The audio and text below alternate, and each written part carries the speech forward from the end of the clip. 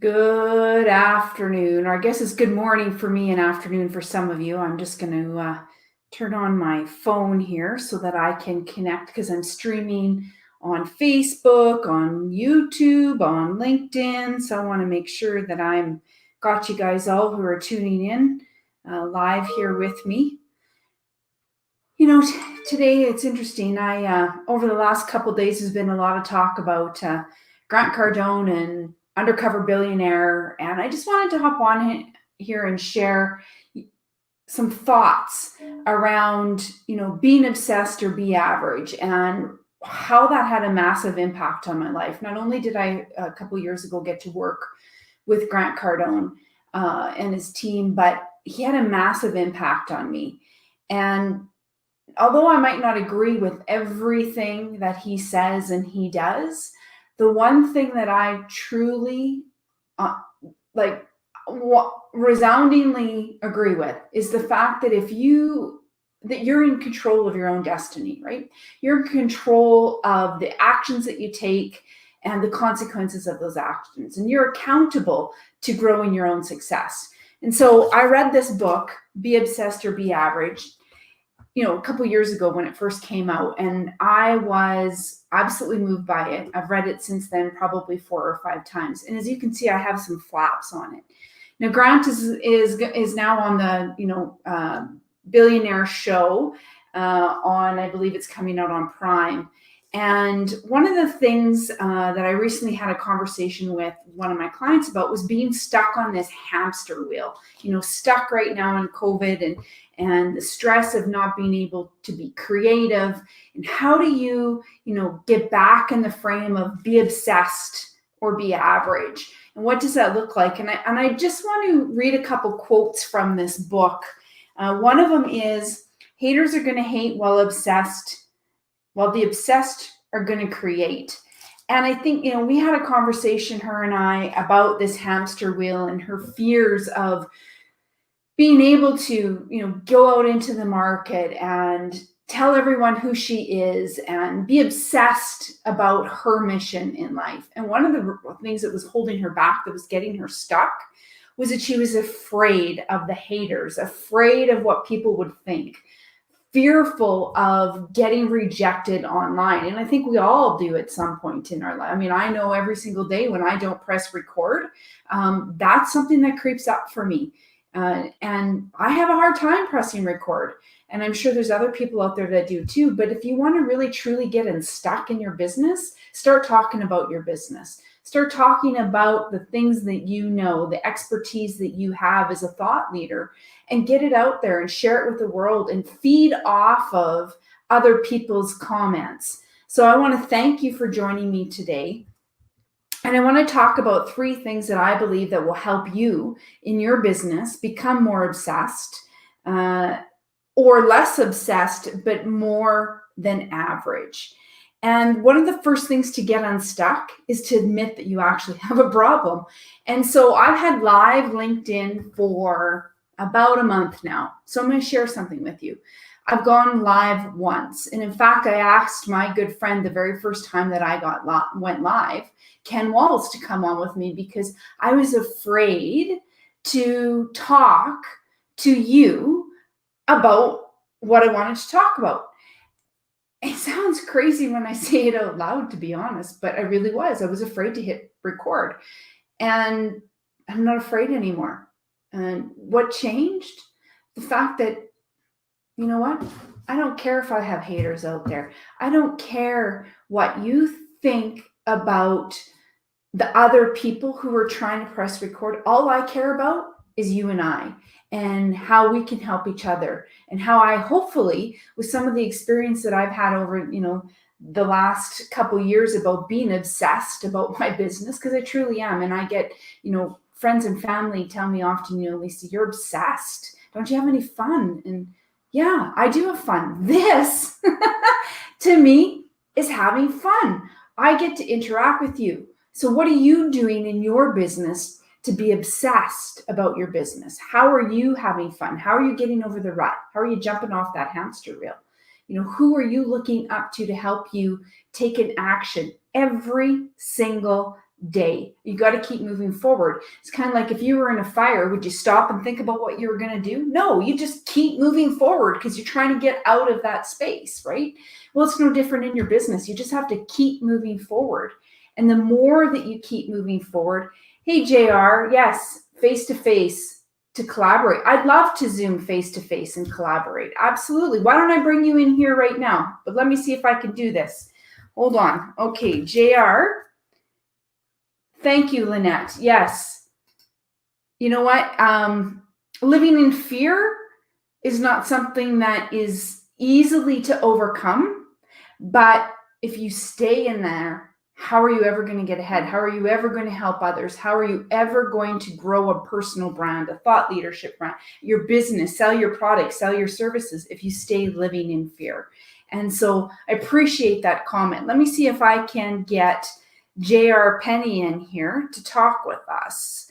Okay, JR, you got to leave me your email in order for me to invite you in. And so while we're doing that, another way, JR, as soon as you leave me your email, I'll invite you in. Another way of, really truly not living in fear and getting off that hamster wheel and stuck, because right now, really, let's face it, there's a lot of people who are living in fear and stress stops us from being creative. Stress stops us from trying to activate what we really need to in our business, right? And so when we eliminate the stress and we find other portals to work out that stress, then that's when, creativity can creep in. Okay, here we go. So JR. All right, JR. Okay, let me invite. See if I can do this. Email. Will it allow me to do it outside of? Quit. Copy this. Okay. Now, for those of you who are tuning in, I don't know who JR is, but I'm sure excited. I know the JR is on my feed lots to have him come and join me. So JR, I'm just sending you the invite now. Hold on. Bear with me, folks. All right, let's see your email. Come on. Why is it not allowing Jerry?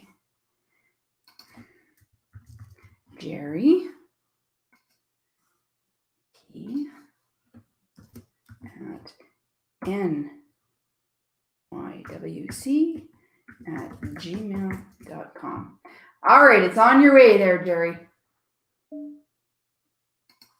Anyways, so, getting back to being stuck and on the hamster wheel, one of the other great things is, I didn't spend a little bit of money, you guys. I spent a massive amount of money. I'm talking about, I didn't spend about $10,000. I spent 10 times that about a year ago to really drive business in marketing. And what that taught me was what I truly could never learn in a university or in college. But what it did teach me is to give myself permission to make mistakes. And I think that that's one of the things that we have to think about when we're really trying to drive business and we're obsessed about what we're doing. We're obsessed about the impact that we want to make, the transformation that we want to give people, is that we have to give ourselves permission to actually make mistakes and to learn from those mistakes. Now, here's the thing. If you don't learn from your mistake, then how will you ever not make that mistake again, right? JR, I sent it to you, so you should have it. Thank you very much. So learning from our mistakes and giving ourselves permission to make those mistakes is great. But here's what we can't do.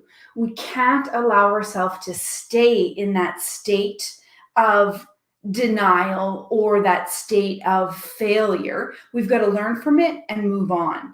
And lots of people stay in that state, and that's not a great place to be. So Jerry, are you in with us? So that's one of the things that you really need to give yourself permission. And secondly, go talk to somebody. You know what? The last thing you really want to do is stay in that state of denial and that state of fear. So if you've got somebody close to you, whether that's a business coach, emailed it to you. So you should have it, Jerry. Check your spam, maybe. It might have gone into spam. How about I do this? How about I put the link right here in the comments and just click the link. That should work.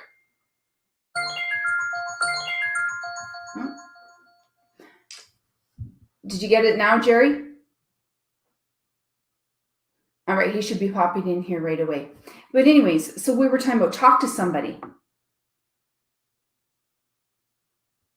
Please double check the email you sent it to. Heard you get it wrong. Okay. Well, I look up in the comments. You're on LinkedIn, Jerry. Hey, just a second here.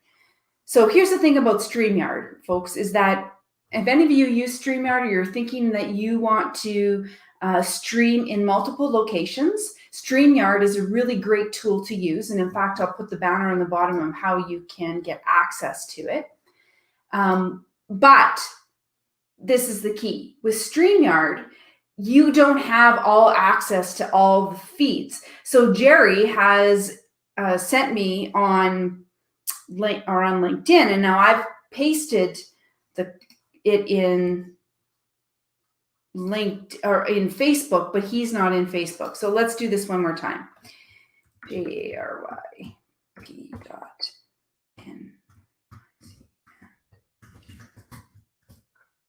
All right, Jerry, I know that this is correct.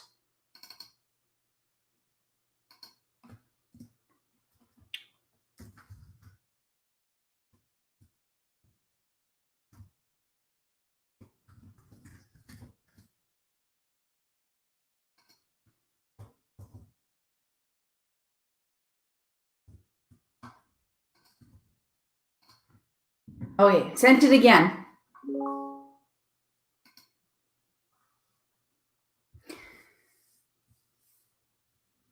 So the hamster wheel really is a terrible place to be right now. And I want to thank Grant for really helping me with the Be Obsessed or Be Average book to push myself forward, to keep going, to have the courage to, and he talks about this, be obsessed with danger and discomfort. So is this comfortable for me? I'm used to doing podcasts and live shows with a guest. I don't typically stream by myself.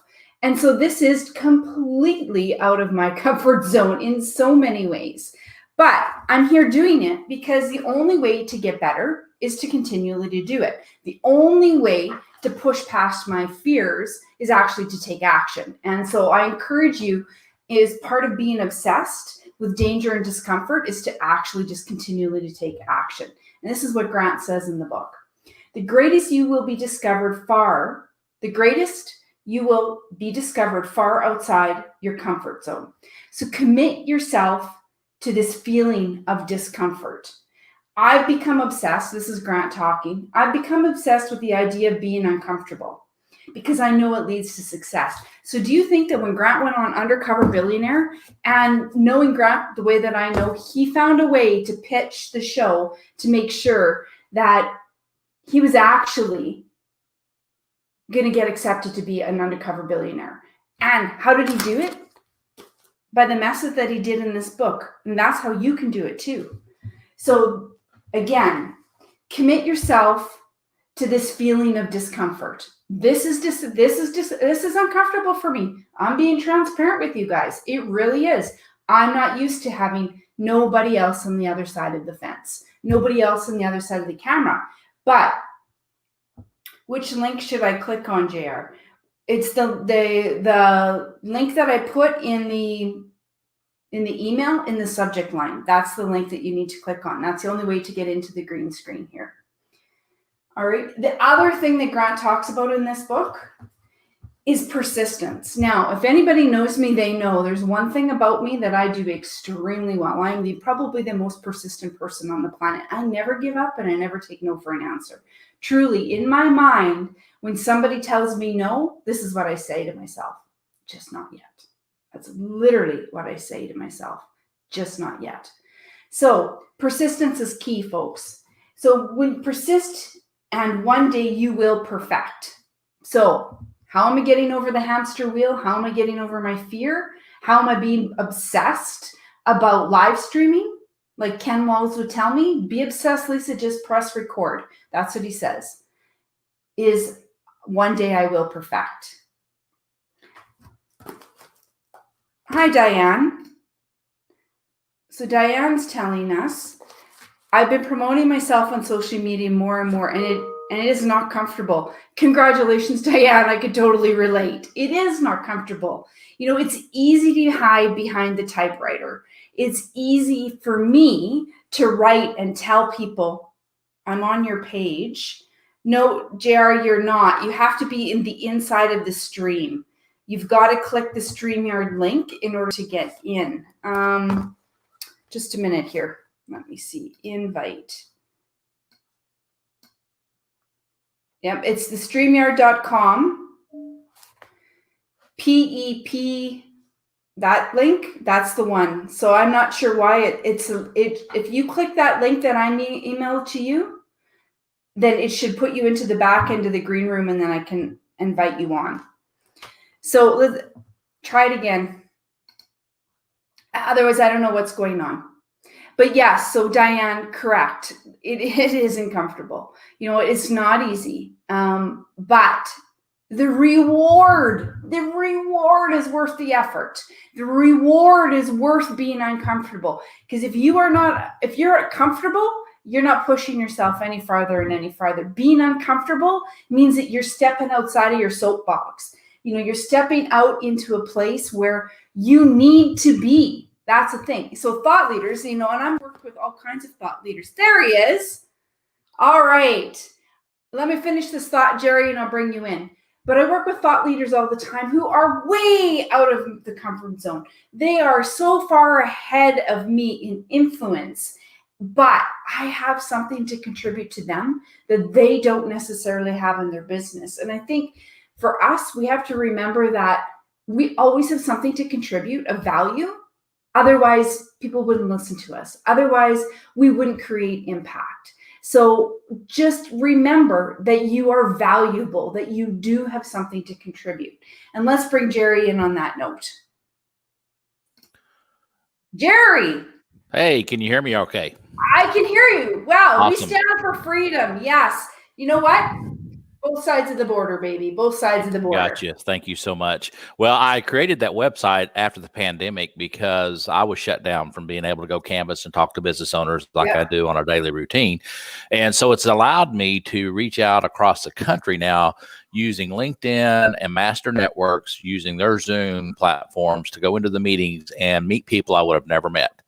Yeah, and well, look, here we are right now. We've never met before. Exactly. So that WeStandForFreedom.com is really just designed for people to look at it. If they agree with the precepts, then they can have a conversation with me, and I walk them through a demonstration of how best to have their voice and opinion heard on critical legislation at both the state and national levels. And that way they don't have to march in the streets and set trash cans on fires just to get television coverage. They can actually have an impact in a positive manner.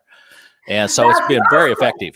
Yeah. You know what? And that's so important and on both sides of the border, right? So tell me a little bit about yourself, Jerry. You've told me about what We Stand for Freedom is, but who are you? And tell me a little bit. Well, I'm just a very fortunate man and a walking miracle. Actually, when I was 17, I was actually scheduled to go to the Air Force Academy myself.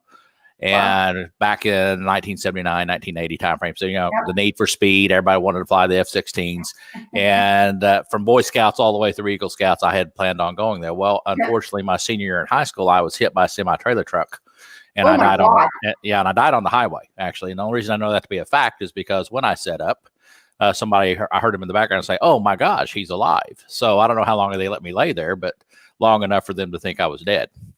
But anyway, long story short is, fortunately, I was having a conversation with my creator, and he was telling me what the alternate plan was going to be now. But what I lost in that opportunity was I also lost fear. That was totally eliminated from my life, because when you have a conversation with your creator, you pretty well know, what the future holds. And so what got restored in that is all three of my sons are now Air Force officers, and two went to the Air Force Academy. So it got restored threefold. And, they're better officers than I ever would have been, because they're godly men. They had a purpose. They had drive. They had ambition. They know exactly why they're doing what they're doing. me, I was all about me at the time. So, yeah. Well, you know what? Thank you and your sons for your sacrifice. Sure. You Well, know? it's an honor. It's an honor for them, and they're doing well. And they're, my little 3-foot circle now has expanded and rippled much greater distances, and they're doing some great work. So, that's the power behind it. Good. And so, where are you from? Well, I was born in Denton, Texas. I grew up in Oklahoma, but I retired early. I retired at the age of 50 from financial services. Yeah. And went to Hawaii for 3 years because, that's what my wife wanted to do, and so that's what we did. But we've got 6 children, 3 sons, 3 daughters. We had the Brady Bunch, and they started having those grandchildren, and that changes the whole paradigm for you. So absolutely does. Yeah. And so, are they all close to you? No, they're all spread out. So we needed to be a little closer to home, but it's just one of those things. The legacy we're leaving behind. I've always felt like I needed to do things with intention, being deliberate. And so by design, you're going to leave a legacy. It's either going to be by default or by design. I'd rather work from the by design concept. So just like I work in my business every day, it's by design with an intentional outcome. And so absolutely. I do a lot of work in the thought leadership space and with thought leaders of all different sizes, and in different industries and in different topics. And one of the consistencies that I find, or one of the challenges that everybody finds, is they don't lead by design. In other words, they're not strategic in everything that they do in their business. Well, some people wait till they feel like they need to have the perfect plan before they take action. And I tell people, even a flawed strategy is better than no strategy, because it gives you something to measure and gauge as you go along through the journey. And so, start with a simple 1, 2, 3 steps, and then see where that gets you.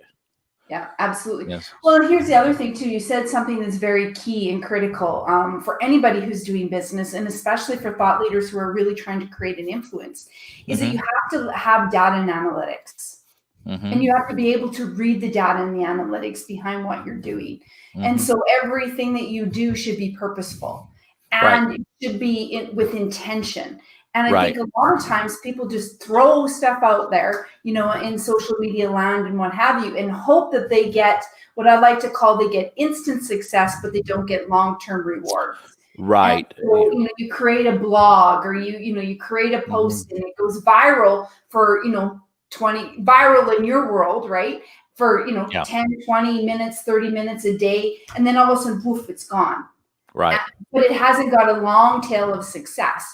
And so strategically, you need to be able to, like you said, look at the data and the analytics behind that. And I boil things down to the simplest form. I always try to keep it simple. And so I use the term inspect what you expect to be happening.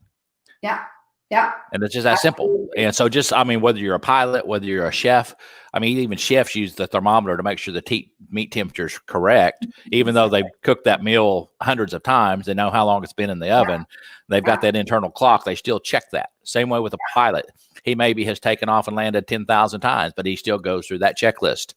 Yeah. Because that's just, you inspect what you expect to be happening. Well, if we do that in life, then we can actually put our faith in the process and know that the outcome takes care of itself. Yeah. Well, and here's the thing is you have to repeat in order to actually get a process in the system. Sure. And I think people forget that, right?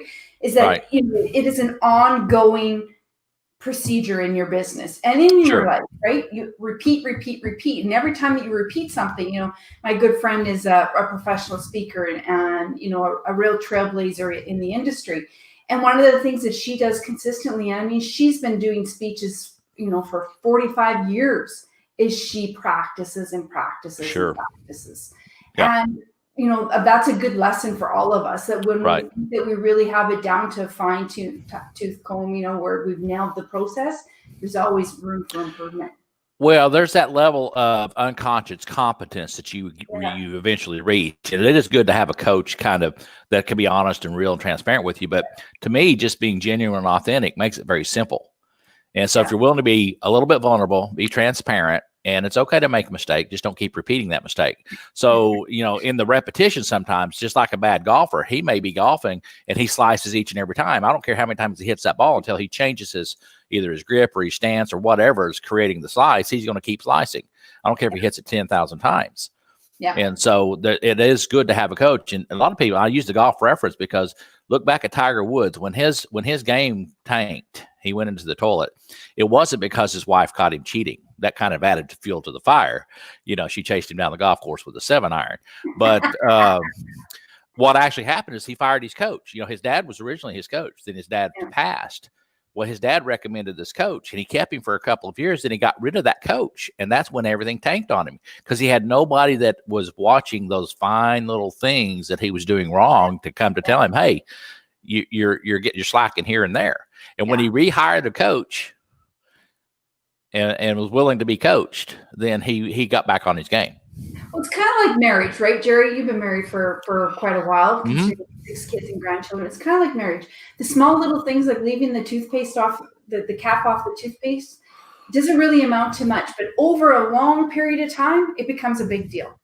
Well, yeah, it's normally there's something underlying if they really going to go off on that, but it's the simple things. I mean, of course, I'm a giver. It's one of those scenarios. It's like my wife wakes up, there's juice next to her bed when she wakes up. It's very simple for me because it's just part of the process. And so her love language is actions, deeds. Okay. Yeah. And so me showing her that I love her and respect her is more important than me saying it or buying her flowers, which, I do. But it's all encompassing, where I'm one of those guys, I need that encouragement because I'm so harsh on myself. It's taken me forever to finish the book that I was writing because I said I would never write a book that I myself wouldn't read and find valuable. So it's a pretty high bar. That's important. That's important. Right. But there's still people who are like, why haven't you written this book? Because we were all the time being asked, how did you raise such incredible kids? And I would say, well, on purpose, intentionally. Exactly. Yeah. You don't just wake up. But no, there were some strategies we used. One of that's ownership. You've got to own your decisions and you own the outcome. Yeah. And so don't complain about don't complain about the life you're not living for the work you're not putting into it. Well, here's the other thing too, is if you're not accountable to your own actions, then who's going to be accountable? Right. Well, that's one of those words that can be misconstrued, just like discipline. Disciplines in music is a good thing, but discipline for some people is a bad thing. Yeah. So I lean on some teachings from Lance Secretan. He's a great guru on that. He teaches you how to be an inspiring leader instead of a motivating leader. So he never uses the word discipline or accountability. He says, I hold my people capable. Ooh, that's a good one. Yeah, that's instead of accountable, because he said, would you tell your wife I'm going to hold you accountable? Not unless you're willing to back out of the room. But if you're going to hold them capable, that's a different standard and a different methodology. Yeah. So remember, motivation is the carrot and stick. For inspiration, once you light that fire, it can't be put out. Yeah. Well, that's interesting that you say that, because I was having a conversation with the gentleman and we were talking about words, right? The power behind one word. And he really led me into a very interesting conversation about the difference between discover and learn. Mm-hmm. And discover, it activates in your brain the ability to find something new. And it's exciting to discover something. But when you have to learn something, then you're forced to take another step. And it's like a to-do list. Oh my God, now I got to do another something, right? Whatever that happens to be. But when you discover something, that changes it completely. Right. And it's one word that changes the complete code. Yeah, and a lot of it's just the methodology. Are they indoctrinating, or are they actually opening the door in the mind to critical thinking where you do discover? And the best teachers are the ones that just kind of say, consider this, consider this, consider that. Yeah. And boom, you connect the dots, and all of a sudden, and remember, you can never unlearn anything. That's right. Unless it's a major head injury, then you can unlearn some things. But well, and let's hope that nobody ever has that. So, Jerry, in COVID, you made a pivot. We stand for freedom. Is one of the pivots that you've made. And the Zoom meetings. It allows some legitimacy, because I always like to assure people I'm not some bald fat guy in Bangladesh pretending to be somebody I'm not. Yeah. So I use it as a communication tool. And so it creates that level of understanding and ease, so we can be transparent with each other. So I best know how to help someone. So before the COVID, you never used Zoom. Is that what you're telling me? Correct. Really? Isn't that's it? That's fascinating to me. And I tell you why, because as an entrepreneur, I never take a call unless I'm on Zoom. ever. And I haven't well before COVID, because I believe in connection, right? And Sure. if I can't physically be in the room because I'm a hugger and give you a hug, then the next best thing is this, because then I can read your language. There you go. And you language. see the body language, and you also know where there is a connection. Because when I'm teaching someone, or if I'm trying to coach someone, I say, when's the best time to talk to someone, Lisa? And I'll ask you that question. When's the best time to talk to somebody? When they decide. When they're listening. Yes. When they're listening. And if they're not listening, you're wasting your breath. Yeah. And so if you just got somebody on the phone or the text, you can't have those subtle nuances of, are they really engaged? Yeah. And so you're just better to reschedule. 100%. And here's the thing too, that when I talk about this a fair bit, there's a big difference between listening and hearing. Because you can hear somebody, but you might not necessarily be listening. Sure. Most people listen to respond instead of listen to understand. And the greatest part of communication is listening. Yeah. And I think too, you have to be open to wanting to hear the message. That's the other thing, right? Because you can listen and you can hear, you can do both. But if you're not really open to hearing the message, somebody can tell you, and this just happened to me not too long ago. I got told one thing probably a year ago. And I went, oh yeah, okay. But 2 days ago, I actually was open to listening to it. I listened and I heard a year ago, but 2 days ago, I actually took action on it. I was open to that conversation, right? And there's a big difference. Sure. But sometimes it has a lot to do with it. Sometimes you're too close to the person to take the guidance that they're giving you. Because we all get that level of comfort, familiarity breeds contempt. And so I don't know if you've had the privilege of raising teenagers, but there will come two in my house, twin daughters. They'll come in and say something that their friend's parent just said was just so profound. You're like, I've been telling you that for 10 years. It's that a different party delivered it, and all of a sudden, they're a guru. And you're like, okay. But as long as I get this. The worst, Jerry, I think, is when you're, hi, Kendall. Thank you for joining us. I think the worst, and Kendall can probably relate to this very much, is when you're actually having a conversation with your kid, and then you start to tell your child something that your parent told you that you swore you would never say.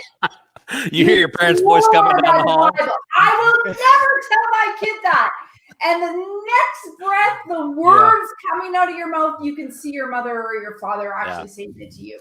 My children today, and the youngest is 24, the oldest is 34. So they're all stereo. Okay. So they say the 3 most feared words growing up in the house were "have a seat," because I'm getting ready to ask a question I already know the answer to. I'm just curious what they're going to say.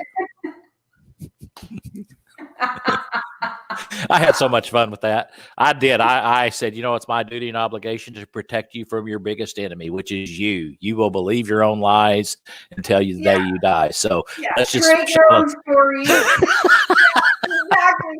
Oh, and every time I do it, I catch myself. And not that I'd have done it very often, but I had really amazing parents who gave me really great advice. So it's sound advice as far as I'm concerned, even though at the time when I was a teenager, I didn't really want to hear it.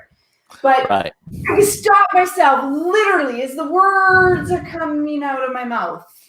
And say, oh, shit. Well, as long as you don't say it because I'm your mom, that's why. Because that's the worst one.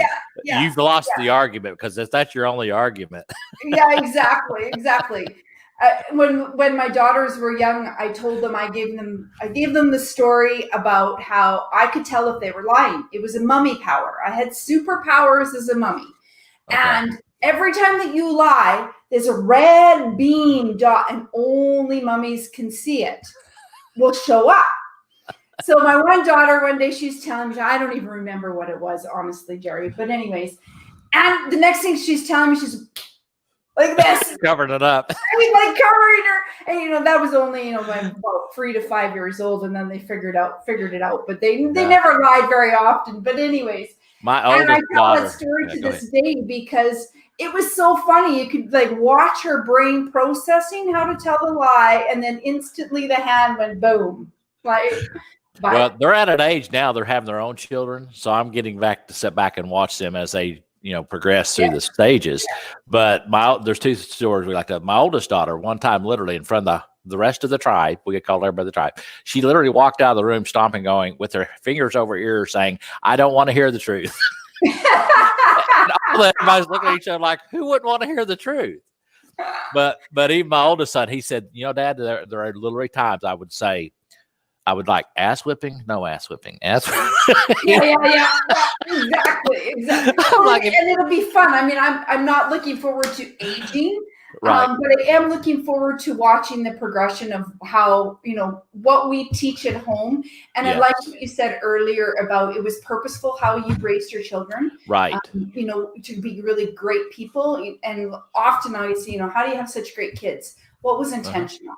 We meant to have great kids. Yeah, we invested in, and now we're getting out what we invested in. Right? And I quit counting the times I would get a call from a teacher or counselor, and it wasn't because they did anything wrong. They're like, what do you feed your children? Because they come to school saying, all right, I've got to be here 6 hours. Teach me something. Don't waste my time. Yeah. That was their mindset.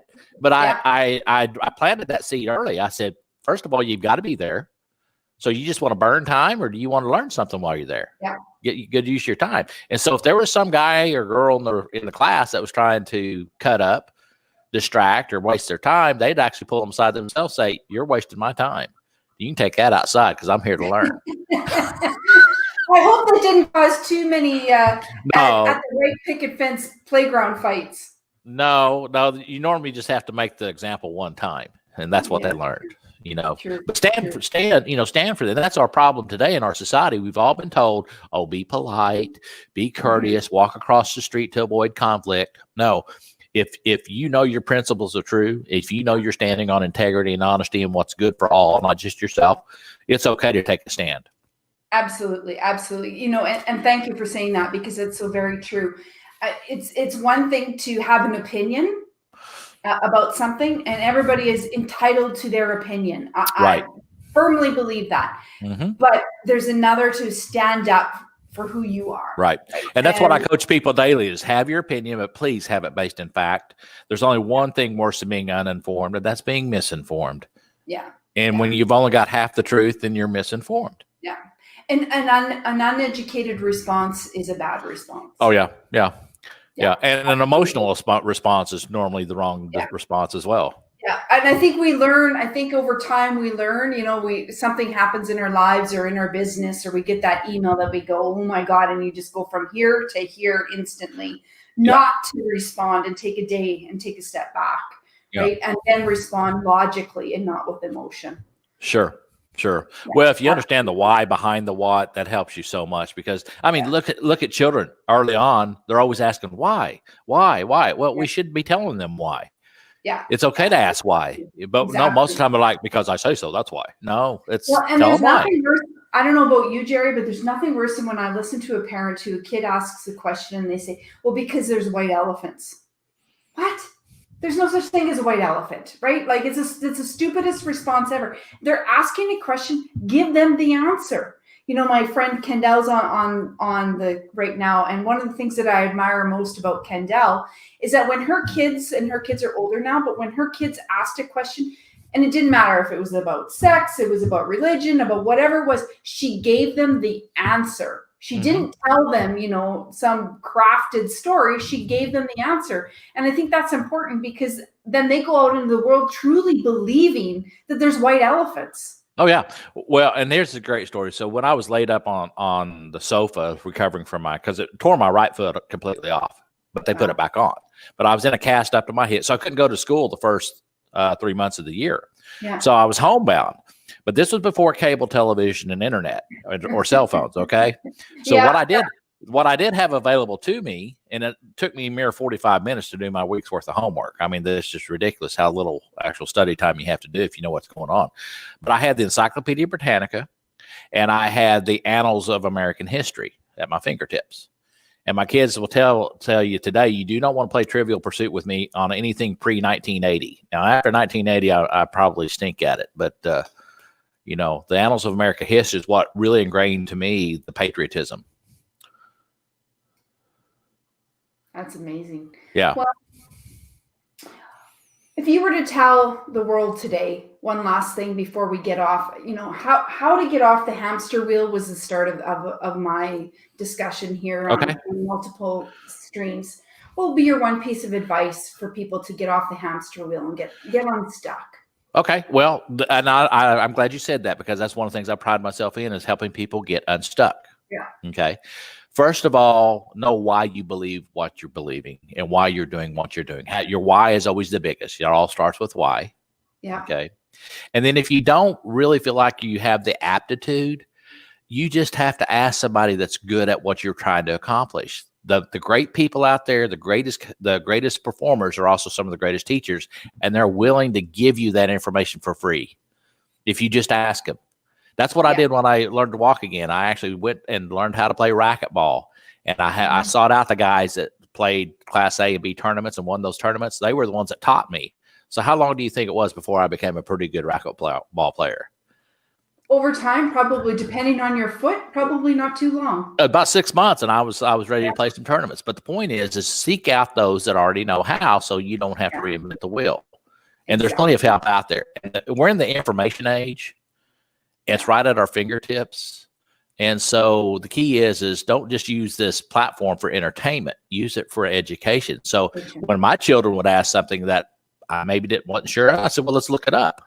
Let's just go find out. Let's search it together. Yeah. I think though we have to be careful though too, Jerry, because there's so much information out there. There are so many people that are saying that they're the gurus, that they're the experts, that they're, I think we have to be able to find a way to filter though to get to the right information. That's when you ask the why. Why are they saying what they're saying? If it's because they're trying to get into your pocketbook, then that's probably not the person you want to listen to. Yeah. Yeah, absolutely. And your due diligence, right? The internet is our friend, right? So do your due diligence on people. Right. Yeah. Right. But the connections, and that's another thing. You're one relationship away from entirely changing your life. So reach outside your comfort zone. Your dream life is just outside your comfort zone. Join master networks, join LinkedIn, join some of these groups that people that are good at what you're wanting to accomplish. You're going to find somebody in those groups. Absolutely. Absolutely. And here's the other thing. It's like what we were taught when we were young, that if you have a question, there's probably somebody else out there that has that exact same question. And so my philosophy really is there are no stupid questions. Mm-hmm. Somebody's got the same. Yeah. Be courageous enough to just say, hey, I need to know this. And I mean, there's no reason not to know anymore. There really isn't. Absolutely. But you're right. Absolutely. You've got to be able to filter out all the messaging. And that's part of, we dumb ourselves down because we get so used to blocking out all these messages. We miss the really important ones. Yeah. Okay. And those important times are face to face with those children while you have them in the house and tell them you love them and tell them how much you believe in them. I've brainwashed my children, and that's okay because I'm your mother and I get to do that. Oh, yeah. At times they felt like I was torturing them. I mean, I would kiss my sons on the cheek in front of their friends and they're like, Dad. I'm like, no, hey, there's going to come a day. Yeah, exactly. Well, thank you, Jerry, for tuning in. Thank you. You've been on my feed off and on, and I've seen you post and like and comment. And so it's so great to finally have a conversation with the person that's on the social media. And it's not. And I'm honored. I'm honored myself. Appreciate so anytime you want to reach out, let's let's Yes, connect. Absolutely. Love it.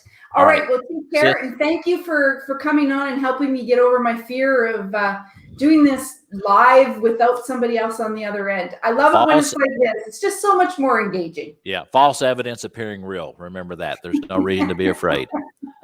Very good. Even if you speak about it, you'll get better. Thank you so much. Thank you. Bye-bye. All right. Bye-bye.